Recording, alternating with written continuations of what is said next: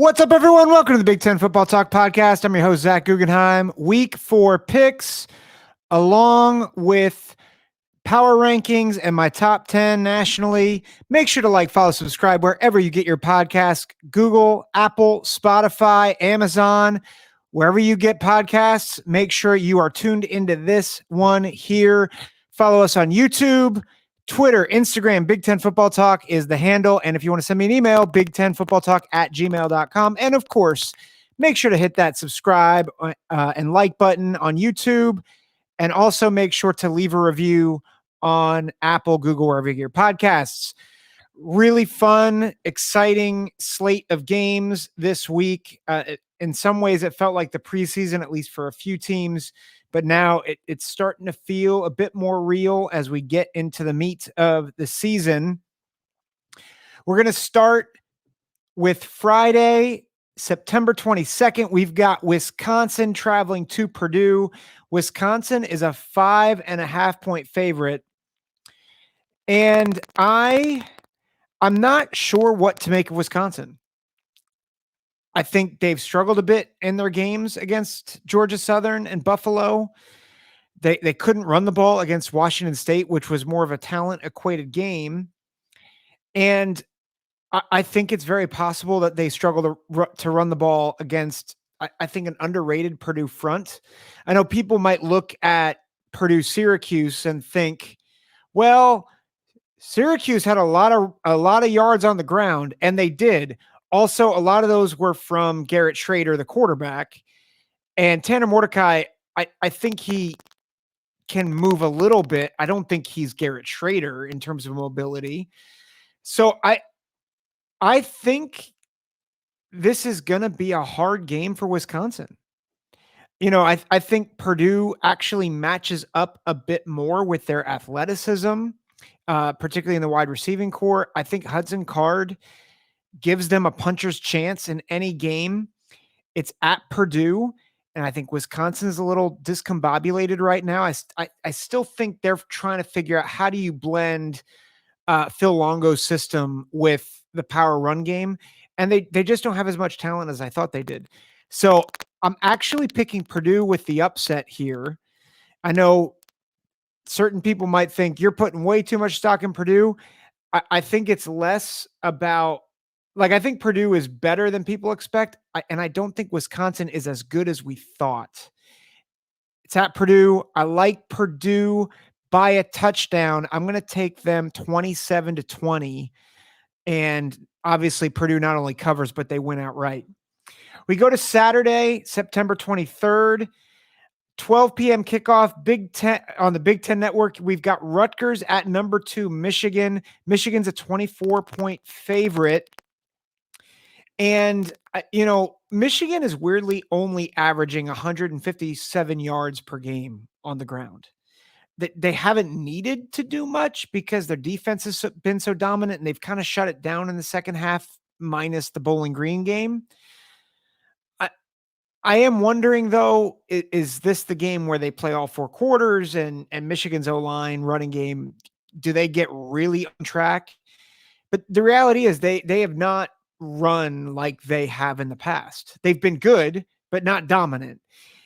And then if you look at Rutgers, people might look at this game and see the name Rutgers and see Michigan and be like, oh, easy cakewalk.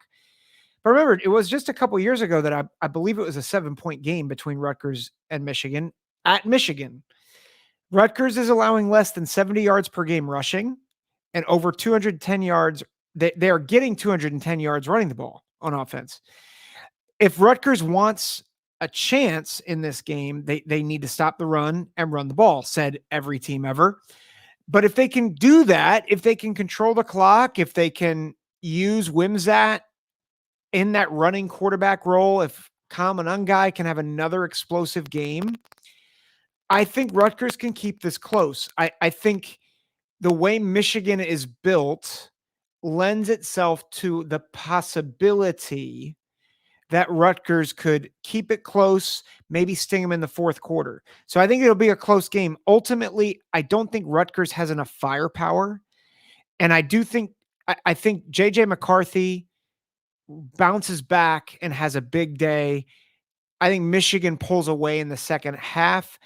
I'm going 31-13, but I think a lot of that damage is done in the later part of the third quarter, early fourth. Don't be surprised if Rutgers is in this and if they're even ahead at half. I think it could be close at half, and then Michigan kind of runs away with it at the end. Florida Atlantic, Illinois. Illinois is a 15.5-point favorite. This is a 3:30 game on the Big Ten Network. This game is a get-well game for Illinois, right? Illinois had 5 turnovers against Penn State, and Penn State has a great defense. And I think Illinois has just been a bit sluggish on offense. And so they really need a get-well game, and I think Florida Atlantic is what the doctor ordered. I think Illinois wins big. I've got it 45-17. Florida Atlantic, I think, gets a junk score at the end. I think Altmaier has a good game and rebounds from what happened last week. What happened to him, I think, might happen to a couple quarterbacks this year with Penn State, because I think that back seven really is legit good. Like maybe the best back seven in the country. Maryland, Michigan State, 3:30 p.m. NBC. I'm going to take first off a moment to just talk about Mel Tucker. He was fired officially after a lot of speculation. And so they're going to keep the same plan, interim, Mark D'Antonio being the associate head coach. I think a real question is, how does Michigan State respond? I thought Michigan State got blown out by a really good football team in Washington. We're going to talk about them a little later in the show. But what was really concerning to me was a couple things. One is just, I think the discipline. I think for the past several years, they've really struggled with explosive, vertically oriented teams. And also, I think they've just really struggled to be disciplined in tackling, disciplined in doing the fundamentals.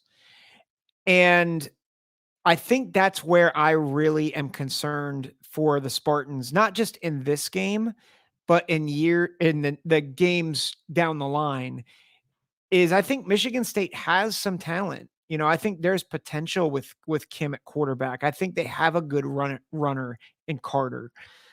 But the thing that concerns me is lack of discipline. You know, now they've got this coaching fiasco and this distraction with Mel Tucker, and Mel Tucker is going on record and saying he was wrongfully terminated. And so what does that do? What does that do to this team? And then you bring in a Maryland program who I think is probably better than the scores suggest, right? Virginia, I believe, was up 14-0 early last week. Virginia is not a good team, but Maryland was just dominant afterwards. It was the same thing with Charlotte. You know, you probably saw the Charlotte score. It's 14-0 early, and you think, what's going on with Maryland? But then Maryland turned it on and it was fine. Can Maryland start fast? I think that's the big question in this game. I think if Maryland starts fast, it will be a blowout. I think if Maryland is sluggish, I think it could be easily a slugfest in the first half and give Michigan State a window of opportunity to steal this game. Ultimately, I think Maryland is the better team. I think Maryland will start fast. I think it's something that Mike Locksley has really addressed here this past week. You know, Maryland's a 7.5-point favorite. Again, this is 3:30 at NBC. I think Maryland wins and wins big. I think 35-14. Maryland covers, and I think they cover fairly easily. 3:30 on the Big Ten Network. We have Louisiana Tech at Nebraska. Nebraska is a 21-point favorite in this game, which I think it speaks to the reality that Louisiana Tech, like Northern Illinois, is not a great group of 5 team. And while I think there are real issues at Nebraska, you know, they lost Irvin and Johnson for the season with different injuries. So those are their top backs. I think there is some optimism in the quarterback room with Harburg possibly taking over for Sims. And so that is a development that we need to look at. And if that's the case, if Harburg does take the reins, this is a really good opportunity for him to get some reps. Nebraska's defense is good enough to win this game. As long as they don't turn it over, I think Nebraska wins and wins going away. I like Nebraska 31-7 in this game. They cover slightly. They cover. But Nebraska's defense, I think, is the key here. Indiana hosting Akron at 7:30 p.m. on the Big Ten Network. Indiana's a 17-point favorite. I'll say this. I thought that Louisville game would be close because of Indiana's defense. And I thought in the second half, Indiana adjusted and did a great job. And they scored 14 points. Now, I think they had enough chances to win that game, but their offense is just not there yet. But there's a lot of pieces to be excited about. I think this is a game where Indiana can really start to build some momentum and maybe steal some wins after this. I think Indiana wins 35-10. I've forgotten Aaron Casey's name like 3 or 4 times. He deserves a shout out on this show. He's a stud, and I think he's going to have another great game. And I think he's a superstar on that defense. So again, Indiana wins 35-10. Minnesota at Northwestern. Minnesota is an 11.5 point favorite. This is 7:30 Big Ten Network. Do not think, Minnesota fans, that just because it's Northwestern, this is an easy game for you. You struggled against Nebraska. You struggled a bit in your next game, and then you got blown out by UNC. And a lot of your problems, a lot of Minnesota's problems, are actually very similar to Northwestern's problems. They're more pronounced with Northwestern, but the reality is Minnesota has a quarterback problem and a passing game problem. Kaliak Manis, who I thought would be better, he's thrown 1 touchdown and I believe to 4 picks. He was 11 of 29 against UNC. Like that's not good. And I think that's with a receiving core that's better than I think people give it credit for. But they've just not figured out how to get that passing attack going. I don't think Northwestern will be able to threaten them offensively, which is why I think Minnesota wins this game. And I think Minnesota has gotten their running game going at least a little bit. But Minnesota's an 11.5 point favorite. I don't think they cover. I've got it 21-13. Minnesota wins, but does not cover. And I think it's a close game. I think Minnesota fans need to be really concerned. I think the past 3 weeks, the first 3 weeks have been very concerning if you're a Golden Gopher fan. Probably the second biggest game of the slate for the Big Ten is number 24 Iowa at number 7 Penn State. 7:30 p.m. game on CBS. So really fun to see CBS host a primetime game for the Big Ten. Penn State's a 15-point favorite in this game. And this game is very challenging for me to figure out. Because I think on paper, I would probably pick Penn State going away. But then there's a couple things that concern me. One is I think Iowa does have a better defense than Illinois. And Penn State, if you look at the score for Penn State, Illinois, it's very misleading. It's very misleading. If you actually watch the game, you would just notice a very concerning trend. In the first half, Penn State had 7 offensive possessions. The second through 5th possessions, they started at the 42 of their own on their own side or better due to either a bad punt or turnovers. And Penn State at the end of that led 16-7. 3 field goals, a missed field goal, a touchdown, and a couple of punts.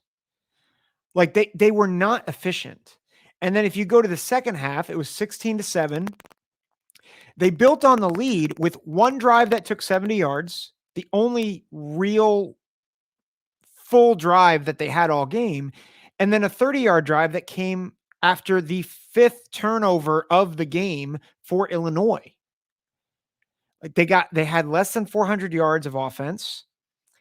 They were herky jerky. Like they weren't efficient. And if I'm a Penn State fan, I'm very concerned because what does Iowa do well? They play defense well. And they like to muck everything up. And their back seven is legit. Nwampa and Cooper DeJean, I think, are two very, very talented players in that back seven. Where I think Penn State wins this game, though, is the difference between the difference maker at Illinois up front versus Iowa's defensive front. Joe Evans and Logan Lee, I think, are really good players. Jajon Newton is a game wrecker. Blocked a field goal. Like he blocked a field goal against Penn State. He had a sack. He was just very disruptive against an offensive line that I think has underperformed for Penn State. But I just don't think Iowa's defensive line is going to be able to make enough ruckus in the fray against their offensive line. I think it'll be good. I think it'll be a stalemate up front, and which again, I think will lead to a lot of inefficiency for Penn State. That being said, I think it helps that the game's at home. It's a whiteout. I still think Penn State has two of the best backs in the country with Singleton and Allen. I think they get the run game going a little bit. And I think Iowa's offense is just the thing that's going to hold them back. I don't think Penn State covers. I think this is a close game. I think if this were at Iowa, I would pick Iowa, the way that these two teams are trending right now. But because it's at Penn State and because of, I think, the difference in who's on the lines, I'm picking Penn State 23-17. I think it's close. I think Iowa really gives a scare to the Nittany Lions, but ultimately Penn State gets it done. The game of the week and maybe the early game of the year, 7:30 p.m. on NBC. You have number 6 Ohio State and number 9 Notre Dame. Ohio State's a 3-point favorite. And I've gone back and forth on this game. And as a fan, I'll just tell you, as a fan, I have been very concerned about this football game because I don't know how much I trust Ryan Day and Jim Knowles just with some of their questionable decisions. And I think the first two games especially, I was very concerned because some of the same struggles that I've seen with Ohio State over the years, and particularly I think in their games against Michigan, I felt like I saw cropping up again. And then I saw them explode against admittedly a very bad defense in Western Kentucky. So as a fan, I don't feel good about this game. I don't feel good about this. I've been saying, I think for the past couple of weeks on this show, that I think Notre Dame wins. I think Notre Dame beats them. And then I said, I need to stop thinking about this like a fan, start thinking about it like an analyst. And so that's what I'm going to try to do. I'm going to try to look at this from a non-biased point of view. And I think this game really comes down to a couple things, right? Notre Dame has two really good offensive tackles. Joe Alt is easily going to be a first-round pick, probably a first-team All-American this year. Blake Fisher is their bookend on that offensive line. He's also really, really good. They have a fantastic corner in Benjamin Morrison, who I think it was preseason All-American. Again, really good. And then they have several other players in their back seven that I think are solid. JD Bertrand comes to mind. They have a transfer from Ohio State, Javonte Jean-Baptiste, who is one of their best pass rushers. So I think they have real studs, and of course Sam Hartman is legit. But I think where this game might be won or lost for Notre Dame is the interior of that offensive line. Because I think Ohio State's strength on the defensive line is pass rushing tackles. Mike Hall, Tyleek Williams, those guys are game wreckers up front for them. And while I think guys like Tui Moloau and Jack Sawyer can get pressure on the outside, like they have those are great battles. Those are money battles for those guys with Blake Fisher and Joe Alt. But what are you going to do about those guys in the middle? And can Notre Dame's offensive line hold up against them? So I think that's one area where I think this game is won. I think the other one is the run defense for Ohio State. Can they hold up against Audric Estime, who has been phenomenal over the past four games? He's averaging, I think, over 8 yards a carry, averaging over 130 yards a game. They have not seen a running attack like this. How do they do against the run? And then vice versa, can Ohio State establish the run so that they can be a little bit more efficient? Because if you go back to all the big games, Ohio State has struggled to have consistency and they've had to rely on big plays. And I'm not sure you can just explode your way to victory in this game because you have a new quarterback. You have an offensive line that's new. And while you have the best skill positions in the country, you got to have chain movers so that you have opportunities to take more shots. As a fan, I would pick Notre Dame. And I'm saying as a fan of Ohio State, I would pick Notre Dame because I don't feel good about this. I'm not going to pick as a fan. I'm going to pick as an analyst. I think Ohio State has too much. Just if you look on paper, and I think a lot of people have seen Notre Dame consistently week to week and be like, oh, they're so much better. One, they have not played the level of competition that Ohio State is. Neither is Ohio State. But I think the ceiling of Notre Dame is not much higher than what we've seen. Whereas I think the ceiling of Ohio State is actually a lot higher. And I think they're building toward it. And so I think they'll be able to slow down Estime. I think they will be able to run the ball enough. And I think Kyle McCord will have just enough plays to extend this where they pull off the win on the road. I like 34-28. I think it's a close game. Ohio State covers, but that's I think the score I'm going with. I think Notre Dame gets theirs. I think Notre Dame proves they're a top 10 team. And I think Ohio State proves that they still have elite talent in that locker room. And I think the player of the game, I know I've talked about the defensive line. I've talked about all these other things. Watch out for number 10, Denzel Burke, who I think is having a phenomenal year. I'm going to take a break, and then we will be back to talk about power rankings and my national top 10. Welcome back to the Big Ten Football Talk podcast. If you're on YouTube, you just saw me wait for a few seconds. But if you're listening on Spotify, you heard a break, which is great. So I want to talk about where I see the state of the Big Ten in terms of rankings and then my top 10. It's very interesting.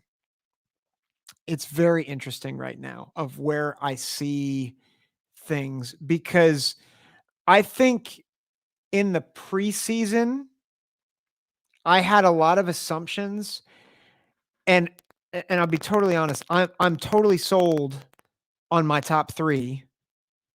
And then after that, I think you could throw darts and kind of reorder as you go. And so I feel like I'm ordering based on what I've seen and records, but I think the top 3 are obvious, and I flipped one. And so number 1 is Michigan, number 2 is Ohio State, number 3 is Penn State. I flipped Penn State and Ohio State because I think the way Penn State beat Illinois concerned me. Like they won by 17, but it didn't feel like a 17-point win.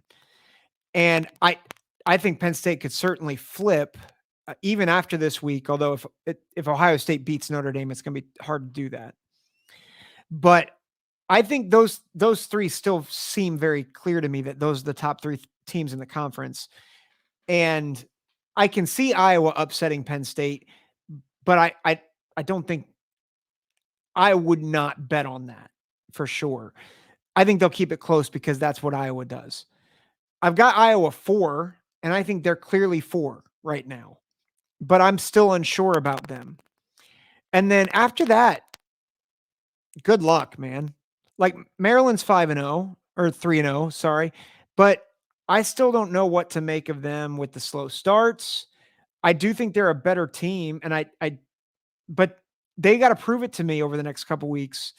Like I think if they don't show up 5-0 against Ohio State, they've missed a real opportunity. But I also wouldn't be surprised if they lose one of these next 2 games. I've got Wisconsin at 6, but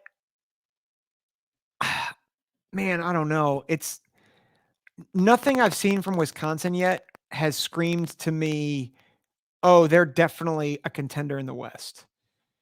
But then again, I don't know if I've seen any contenders in the West. Like it's just really, really hard to figure this out. And then everybody else after that.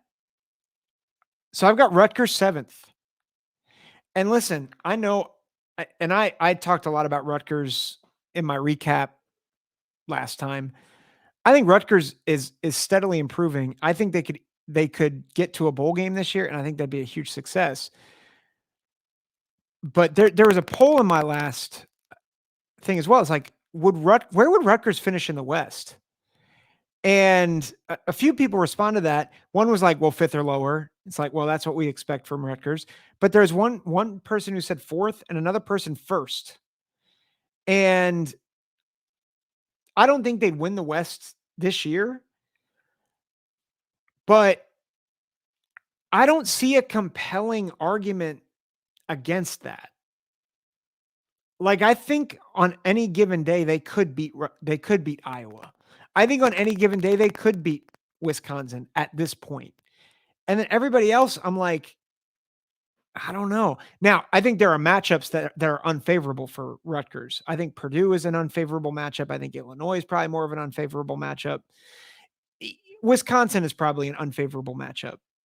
But like Nebraska, Northwestern, Minnesota.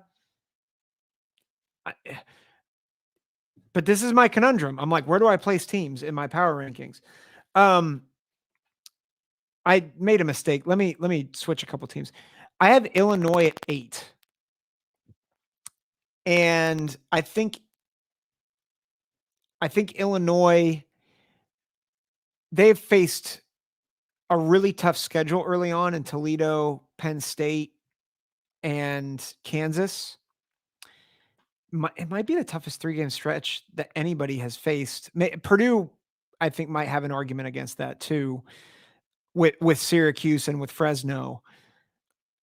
But, well, no, I disagree with myself. Penn State's the best opponent that either of them's played. But I think Illinois has just had a really tough start. And I still think Altmaier is a decent option at quarterback. I still think Bielema is a coach that I believe in. So I've got them at 8. I have Purdue at 9. Again, I think Purdue could easily be the 6th best team in the West. But I also think Hudson Card is a talented player who I think changes the game for them. I think they have a couple of really good receivers. I think they have some good players on that defensive line. I think they're learning and they're getting a system, and they had a tough opening stretch where they went 1-2. And I'm like, man, you put a lot of those teams against that schedule. I just don't know. I've got Michigan State at 10, and I think that they're falling. But again, I think Washington's going to do that to a lot of people. I'm concerned about how they're playing. and their discipline after everything that's gone on with Mel Tucker. So I've got them at 10. I've got Minnesota at 11. You heard my reservations about them in the last segment. They're just not clicking where they need to. I think if Minnesota wants to be a player in the West, they have to have good quarterback play. And it's anything but right now. 12, I've got Indiana.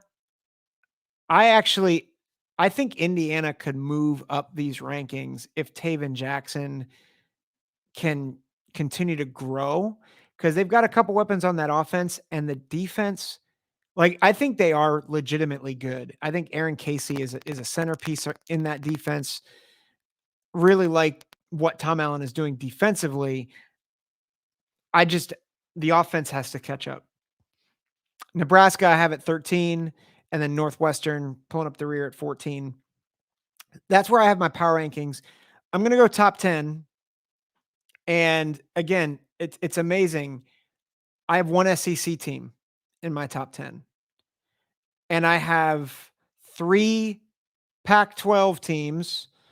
RIP Pac-12, sorry. And maybe I should say I have 5 future Big Ten teams in the top 10. And 2 SEC teams according to next year's definitions. I don't have, I'll say who I don't have. I don't have Oklahoma.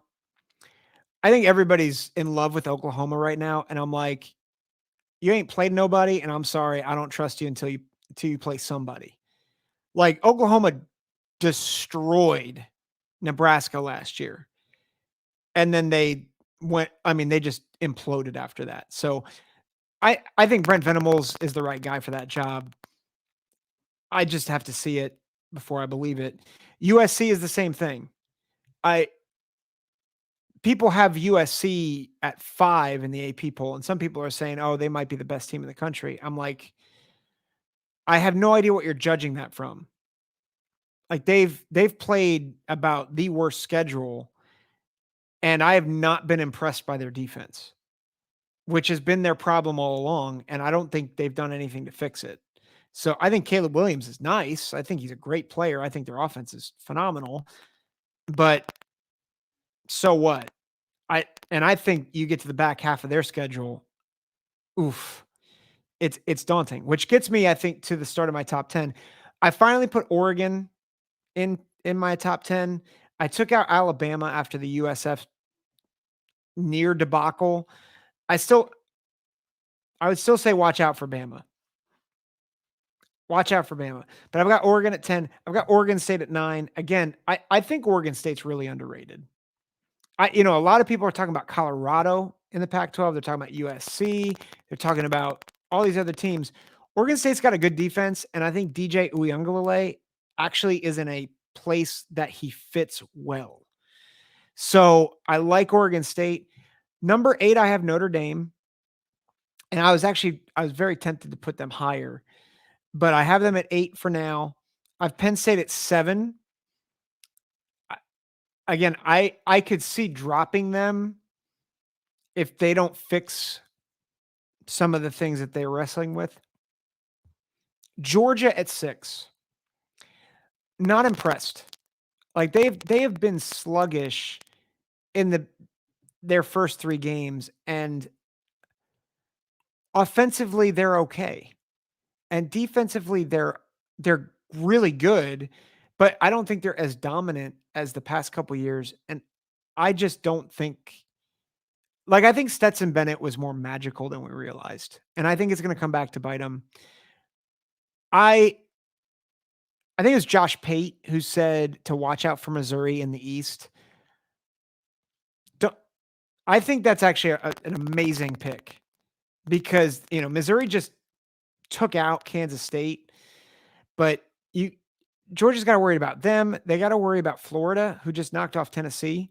Granted, Tennessee, I don't think is that good this year. I say that having put them in my top 10 week 1. I think that's before I really got a chance to evaluate them and see them play. But Georgia, I don't buy. Like, they could grow into it. And, Kirby Smart is an excellent coach. So this is not discounting them now. I just don't think they are that good right now. I've got Ohio State 5. I think it's very significant of how Ohio State handled Austin Reed and Malachi Corley. Like, their defense is trash. Western Kentucky's defense is not good. But that offense is legit, and Malachi Corley might be the best receiver they face in the regular season. And before people freak out and say, are you nuts? I think there are a number of draft analysts who would say he's a top 10 receiver in this year's draft. Austin Reed's an NFL guy. He'd probably be a backup in the NFL, but he's an NFL guy. Like, he'll play in the NFL. So, like, they have legit guys, and Ohio State shut him down defensively. And I think that matters. Like, that really matters. And so they got positive momentum. And so I felt compelled to move Ohio State up a little bit this week. I've got Texas at 4. They struggled against Wyoming, and I think the win against Alabama has lost a little bit of its luster. I think part of it is I just don't know where to place Texas, because they had a big win, but I'm also like, honestly, I just don't know how good you are. And I don't know how good any of these teams are.